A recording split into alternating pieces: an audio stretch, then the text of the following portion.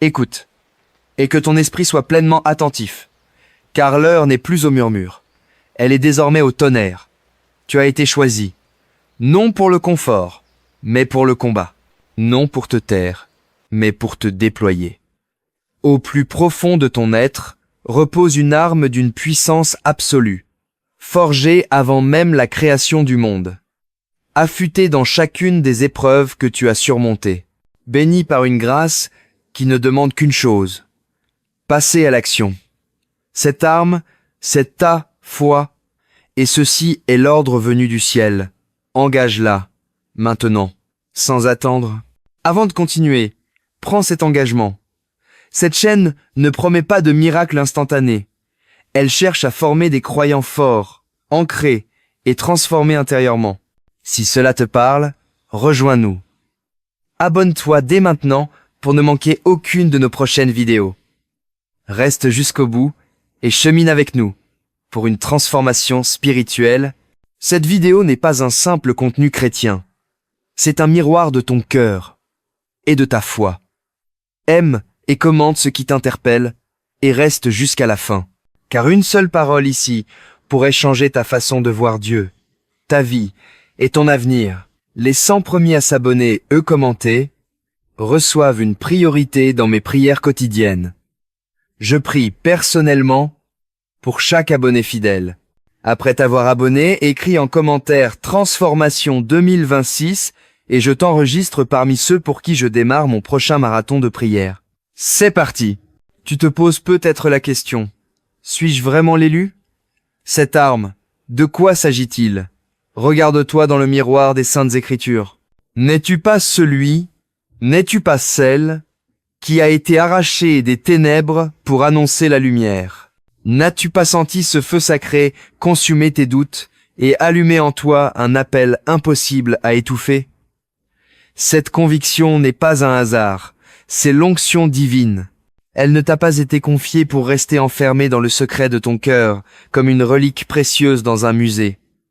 Elle a été déposée en toi comme une épée à double tranchant, pour trancher les chaînes de l'adversaire, pour ouvrir des routes dans les déserts de ce monde, pour nourrir les foules qui meurent de soif de vérité. Rappelle-toi David devant Goliath. Toute l'armée d'Israël, pourtant élue, était paralysée par la terreur. Ils avaient des armures, des épées, le titre de soldats du Dieu vivant, mais leur arme était inactive. Alors survint le jeune berger. Oint, mais méconnu. Il utilisa ce qu'il avait sur le champ. Une foi audacieuse, propulsée par une simple fronde. Il ne débattit pas. Il n'attendit pas un signe supplémentaire. Il courut droit vers le combat. Ton Goliath à toi, que ce soit la dépression, l'injustice, l'indifférence, la maladie, le désespoir autour de toi, se moque de toi en ce moment. Il défie les armées célestes. L'ordre est de courir vers lui. Pas de négocier. Prends les pierres lisses des promesses que tu as reçues dans l'intimité. Place-les dans la fronde de ton obéissance. Et vise le front de l'adversité. L'arme, c'est la foi qui agit. Utilise-la. À l'instant même. Souviens-toi de Moïse au bord de la mer Rouge. Derrière lui, les chars de guerre de Pharaon. Devant, l'abîme insondable. Le peuple paniquait, criait, regrettant son ancien esclavage. Mais l'Éternel ne dit pas à Moïse, « Prie et attends que les eaux se séparent. » Il lui dit ceci, dans le livre de l'Exode, chapitre 14, verset 15. « Pourquoi cries-tu vers moi?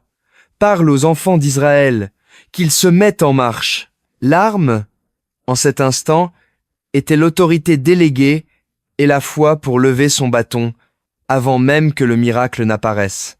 Ton miracle à toi, ta percée, la délivrance de ceux qui te suivent, se trouve de l'autre côté d'un acte de foi posé maintenant. Lève ton bâton. Cet instrument de ton autorité spirituelle ordonne à tes montagnes de se déplacer, à tes mers de s'ouvrir. L'attente passive n'est plus une option lorsque la mer est derrière, et l'ennemi devant. L'heure est à l'action inspirée. Être te sens-tu fragile, comme Gédéon, caché au fond de ton pressoir, rongé par le doute. Pourtant, L'Éternel t'appelle vaillant héros. Il voit l'arme en toi que tu ne distingues pas encore. Son ordre est de démolir les autels de Baal qui envahissent ta vie, ta famille, ta nation. Il ne te demande pas une armée nombreuse. Il exige une obéissance précise, immédiate. Utilise l'arme de la foi radicale, du refus total du compromis, même si tu dois agir de nuit, même si cela semble déraisonnable. L'épée de l'obéissance est l'outil qui libère la victoire. Ne passe pas ton temps à la polir sans fin. Saisis-la, maintenant. Cette arme, ta foi active, est bien plus qu'une émotion. C'est une force qui crée, comme il est écrit dans l'Épître aux Hébreux, chapitre 11, verset 1. La foi est une ferme assurance des choses qu'on espère, une démonstration de celles qu'on ne voit pas. Elle démontre. Elle rend tangible l'invisible du royaume de Dieu dans le visible de ta réalité. Chaque fois que tu choisis la joie face à l'accablement, tu utilises l'arme. Chaque fois que tu pardonnes l'impardonnable, tu dégaines l'épée de l'esprit. Chaque fois que tu donnes alors que tu es dans le besoin, tu actionnes la provision divine. Chaque fois que tu parles la paix dans la tempête, la santé dans la maladie, la vérité dans le mensonge, tu es un soldat en mission, pointant l'arme de la parole vivante sur les circonstances. Le temps est compté, toi l'élu, les champs blanchissent pour la moisson. Mais les ouvriers véritables, ceux qui combattent par la foi et l'amour, se font rares. Le monde est engourdi dans un sommeil spirituel profond, bercé par des futilités et des chaînes dorées. Il a besoin de témoins, pas de théoriciens, de libérateurs, pas de commentateurs. Tu as reçu la clé pour ouvrir les prisons, l'huile pour apporter la lumière, le pain pour nourrir les affamés. Cette clé, cette huile, ce pain, c'est Christ en toi, l'espérance de la gloire.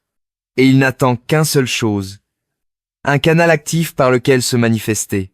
Ne laisse pas l'adversaire te tromper. Il te murmure d'attendre le bon moment, une meilleure préparation, une onction plus forte. C'est un piège. L'arme est déjà dans ta main. La préparation, c'était hier. L'onction se renouvelle dans le mouvement. Comme les jarres des serviteurs aux noces de Cana, remplis d'eau jusqu'au bord. L'ordre fut, dans l'évangile de Jean, chapitre 2, verset 8. Puisez maintenant, et portez-en à celui qui dirige le repas.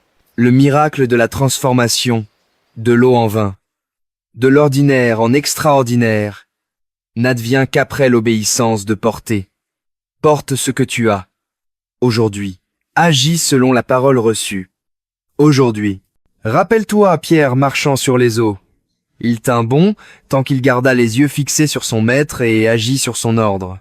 Il commença à sombrer quand il regarda la force des vagues et douta de l'arme qui le soutenait. Les vagues sont immenses, c'est vrai. La tempête rugit, mais le Christ t'ordonne de sortir de la barque de ta sécurité précaire. Le premier pas est le plus décisif. Il engage tout ton être dans le surnaturel. Fais ce pas, à présent. Élu. Ce n'est pas un titre de gloire. C'est un mandat de service. C'est une couronne, oui, mais d'épines avant d'être d'or. C'est l'appel à brandir l'arme la plus puissante contre les portes mêmes de l'enfer.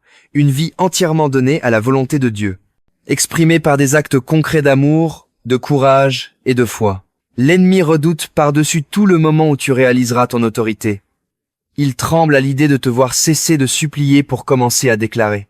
Cesser de subir pour commencer à imposer, dans le nom qui est au-dessus de tout nom. Ce moment, c'est maintenant. Ne prie plus seulement que ta montagne soit déplacée. Ordonne-lui de se déplacer, au nom de Jésus. Ne supplie plus seulement pour la guérison. Impose les mains avec l'autorité tranquille d'un fils héritier. Ne rêve plus seulement de réveil. Allume l'étincelle là où tu es, par ta passion contagieuse. Ne déplore plus seulement les ténèbres.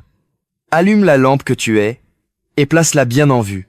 L'arme est chargée, l'arme est sanctifiée, l'arme est imprégnée de l'esprit. Elle est inutile dans son fourreau. Elle devient invincible dans ta main qui obéit. Lève-toi, élu. Saisis fermement ton arme. Agis, porté par la foi. Maintenant. La victoire est devant toi, mais elle ne sera remportée que par ceux qui avancent. Le roi des rois observe. Le monde attend. L'histoire retient son souffle. C'est ton heure. Utilise cette arme. Maintenant, suite, l'épreuve de l'arme. Tu as avancé. Tu as saisi l'arme. Tu as senti son poids de gloire dans ta paume. Et ce premier frisson de puissance quand l'obéissance rencontre la promesse. Mais à présent, écoute encore, car le véritable combat ne fait que commencer. L'ennemi, surpris par ton mouvement soudain, se regroupe. Il ne fuit pas toujours. Souvent, il contre-attaque. Et c'est ici, dans l'épreuve immédiate de l'arme, que les élus sont distingués des simples enthousiastes, que la foi est purifiée de tout alliage, que la victoire durable se forge. Souviens-toi du prophète Élie au mont Carmel. Après l'audace foudroyante, cet acte de foi qui défia 450 prophètes de Baal, cette prière qui fit descendre le feu du ciel, que se passa-t-il ensuite?